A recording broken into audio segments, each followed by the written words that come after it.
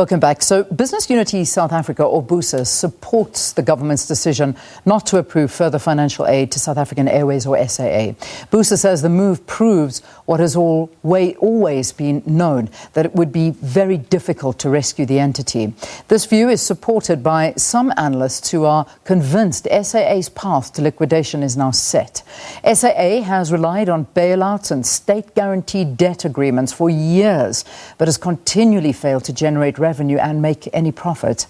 The current developments at SAA could not have come at a worse time, given the country's economic and unemployment crisis, now intensified by the COVID-19 catastrophe.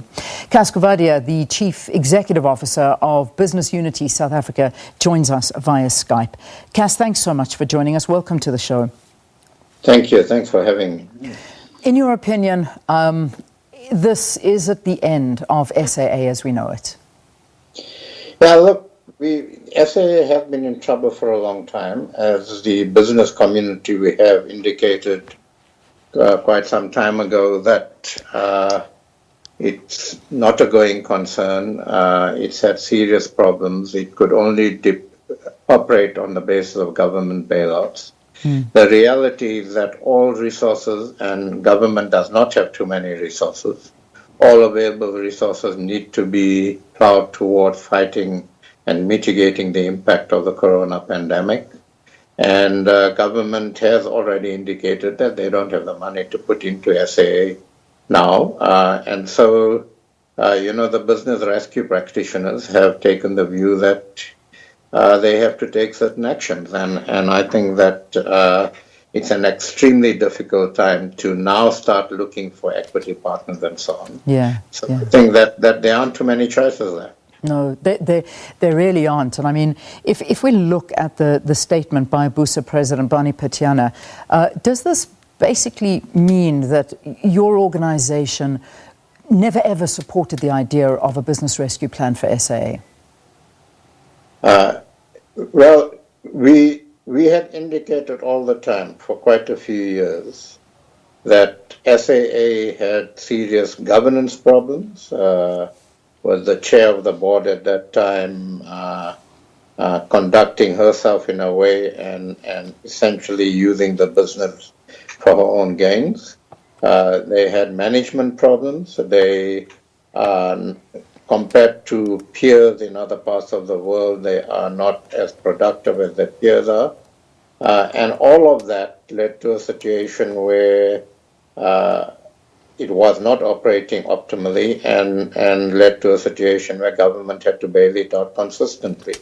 Now, airlines have difficulty in being profitable, but you can use taxpayers' money to support an airline, provided all other things are in place, like good governance, good management, good staff, productivity is high, and so on. But in the case of SAA, there were problems for many years that, unfortunately, the government under the previous administration allowed to happen and allowed to grow, and that put the airline in a situation where ultimately it had to get to where it is now. Yeah. Let's look at the job losses that are going to happen. I mean, we're talking almost 5,000 jobs at SAA, not to mention the suppliers and extended families of those that are completely dependent on SAA. Obviously, the packages, the severance packages offered to the staff as well, are all dependent on the sale of assets on SAA. So, I mean, it's in such a bad financial position that it can't even afford these severance packages. Government's decision to terminate all of these employees, where do they stand on this? And I mean, do they support this? Well, I don't know. You have to ask government that. I mean, the bottom line is that, when you put business rescue practitioners into place, the board decided at a point in time that the airline had to be put under business rescue.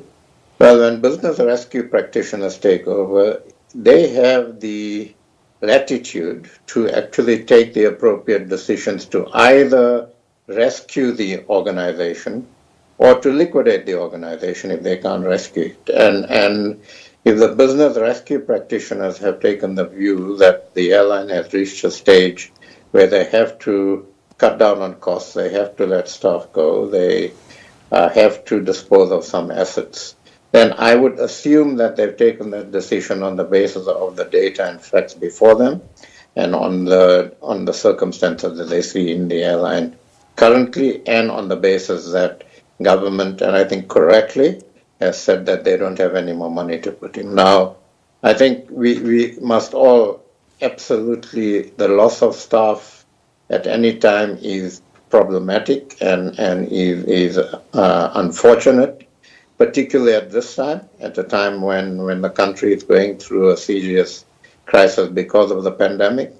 It's extremely unfortunate. But I'm sure if there was any way of continuing with operations at this point or in the foreseeable future, I'm sure the business rescue practitioners would have taken that into account.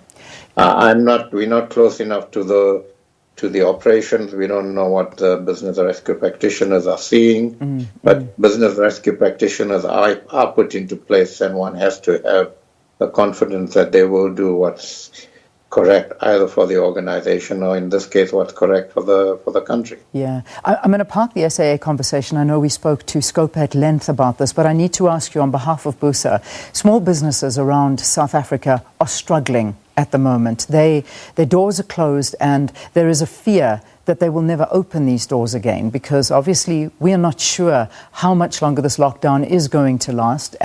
Maybe in a different form, the lockdown will continue, but the reality is that businesses are struggling right now. What is coming forward to help these small businesses that are struggling? So many are applying for funding and they're not getting it. From Business Unity's perspective, what needs to be done to save business in South Africa? Well, look, let's be quite honest about this. Some businesses, I think, are going to fail as a result of this crisis. We're not going to be able to rescue all businesses. Small businesses that are currently under stress, there's a number of avenues. One, the Department of Small Business in government has set up a fund. Two, I know that my previous job, the banking industry, has indicated that they will support all customers in good standing if customers contact them, including small businesses. There are discussions underway at the moment where the government, on some sort of a credit guarantee structure that would enable banks to actually broaden their lending even more than they would otherwise be able to do. The Rupert family put up the 1 billion rand to support small businesses. So there's a number of initiatives, and I think those have been publicized, and small businesses need to actually apply for assistance from that. The government, we don't know what was discussed at Cabinet yesterday, but if the government is putting into place some sort of fiscal package, that might involve assistance to SMEs as well.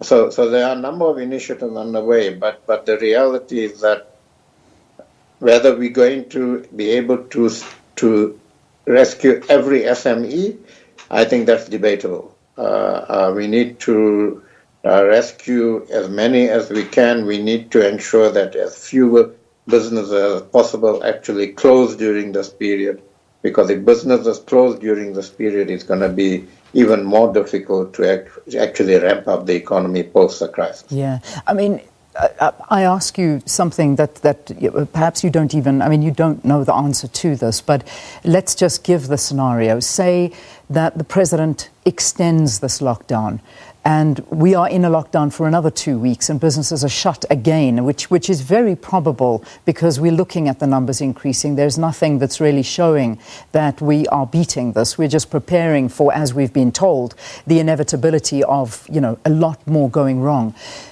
Even if businesses had to open their doors right now, can they survive? We're talking particularly to SMMEs, not even the big players, the small players. Can they survive now, never mind with a further lockdown?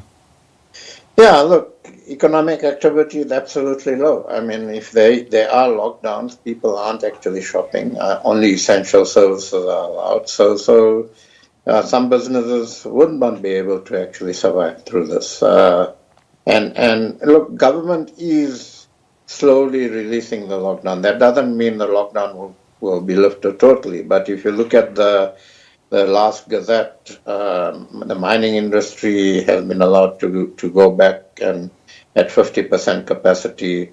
Some other sectors of business have been allowed to operate now since last week. So government, I think, is considering in a responsible way lifting the lockdown gradually. But again, we can only do that if we have the capability to increase testing, we have the capability to continue with social distancing. In our country, in many parts of our country, that's extremely difficult. So we have some serious challenges. And even Dr. Karim, when he gave his input a week or so ago, was absolutely clear. We plateaued early because we made the interventions early, and one has to commend government, the President and the Minister of Health, to have made the interventions early. Yeah. But even Dr. Karim says that we are going to reach a peak August, September, because as testing increases, we're going to probably find more people positive, and so the numbers are going to go up. Whether we have the public health facilities at the moment to deal with those is debatable. Business for South Africa is working very closely with the Department of Health to see what business can bring to bear to actually help government do this. So we just need to keep all hands on deck. We need to all come together to do what we can do to mitigate the impact of this.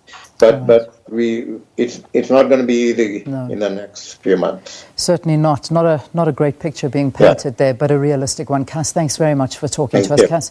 Cas Coovadia, the Chief Executive Officer of BUSA, discussing the views on the latest developments at SAA as well as the effect of COVID-19 on businesses. And it's not a great picture. Let's take a break. See you after this.